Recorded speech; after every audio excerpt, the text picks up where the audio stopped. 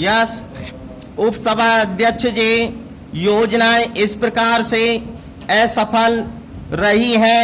और इसलिए इस संबंध में सरकार को विशेष रूप से कदम उठाने चाहिए और उसके संबंध में जो प्रौद्योगिकीविद हैं, जो विशेषज्ञ हैं, उनसे बैठकर बातचीत करके सख्ती से इन योजनाओं को कार्यान्वित करना चाहिए। दूसरे, हमारे मित्र ने ठीक ही कहा कि यदि आदमी को रोजी नहीं मिले, रोटी नहीं मिले, कपड़ा नहीं मिले, रहने के लिए आवास न मिले, तो वह देश उन्नति नहीं कर सकता। और इस संबंध में मैं ध्यान आकर्षित करना चाहूँगा कि अभी जो 2000 की जनगणना हुई थी, उस जनगणना के हिसाब से हमारे देश में साक्षर लोगों की संख्या करीब 52% है। इसके माने ये है कि 48% ऐसे लोग हैं जो कि निरक्षर हैं, क्योंकि साक्षर का मतलब यह बतलाया गया है कि केवल ऐसे लोग जो अपने हस्ताक्षर कर सकते हो, अक्षर को पहचान सकते हो, अक्षर को पढ़ सकते हो। जब इस देश में साक्षरता की हालत यह है कि हमारे देश में केवल 52% साक्षर है, तो हम कभी भी उन्नति नहीं कर सकते हैं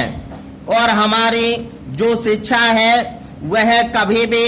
रोजगार परक नहीं रही है। स्कूल से, कॉलेज से, इंजीनियरिंग कॉलेज से, पॉलिटेक्निक से लड़के पढ़कर निकलते हैं, लेकिन वे बेरोजगारी के शिकार होते हैं। हमारे संविधान में जो निर्देशक सिद्धांत हैं, उनमें बहुत सी चीज़ों की व्यवस्था की गई है।